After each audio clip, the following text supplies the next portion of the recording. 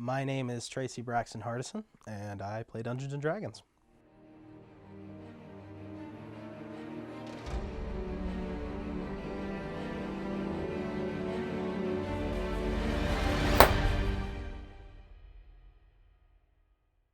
I started playing Dungeons and Dragons about 8 to 9 years ago.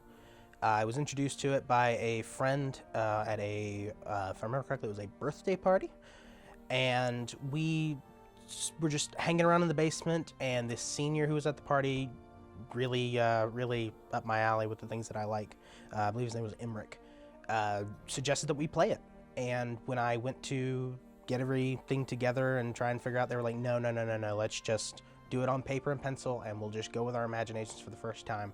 And that was probably the most authentic Dungeons and Dragons experience that I've had for a newcomer that I can think of. A dungeon master is someone that writes the story. They control the entire game, and their word is law, essentially.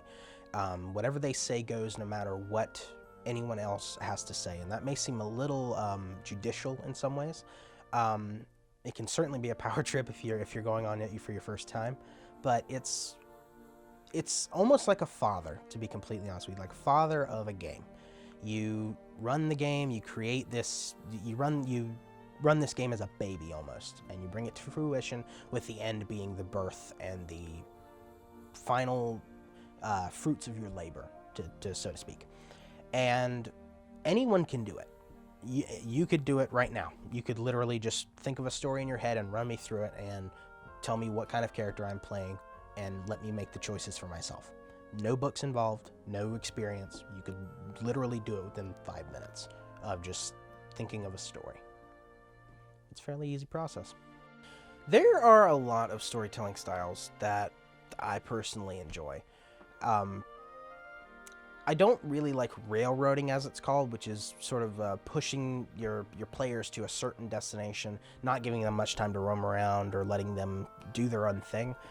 What I prefer is what is called a sandbox mode, which, if you play any video games like Skyrim or Fallout or anything of those natures where you're just in this big open world, that is how I typically run my D&D sessions, where it's just this big open world where my players can just go and do things as they wish. They can engage in fights that may or may not kill them depending on their levels. It just depends, really. But sandbox is really where it's at for me. Cliffhangers are a really good way to keep people wanting to come back for more sessions.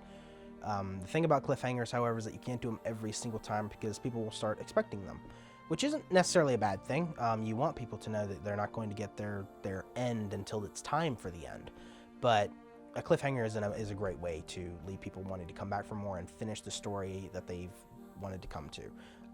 Or just leaving them in a very picky situation, for instance.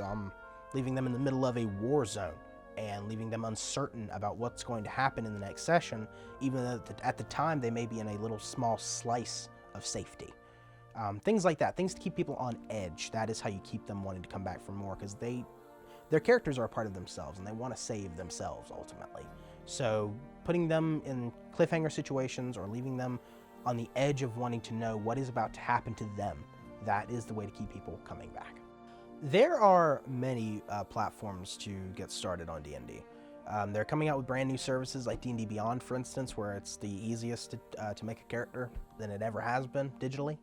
There are shows like Critical Role. Critical Role is a fantastic resource to go watch if you are trying to get into the game and get a sense of what it is. Each episode's about 4 hours long, but there are clips online everywhere, just showing like the best moments of what D&D can bring in that particular setting. But if you're just trying to get in, then really you just need to find someone who's either played before, or even if you just look it up online yourself. As I said earlier, there's no point to have any of the books, any of the experience if you're just getting into it. Really, it is a moment of exploration and journey for you in trying to get into the game by itself. The first time you play D&D, it's an experience like no other. So in getting into the game, it's fairly easy, and really anyone can do it. Dungeons and Dragons is a game that has a lot of stigma attached to it. It has a lot of this uncool factor that sort of goes along with it. And if it means not playing Dungeons and Dragons to be cool, then I'm fine not being cool. It's a hobby. It's gotten me through some of the darker moments of my life, honestly, through emotions, through bad breakups, through you name it. It's it's a place where you can go and not be yourself, to just get out of reality for a little while and just enjoy living another life in another world, doing things that you personally may not think of ever doing. And it's that feeling of escapism that really, really makes it something special and makes it something that you almost get addicted to. But when it comes down to the end of it, really all I can say is get out there and roll the dice. Tempt fate. See how it works out.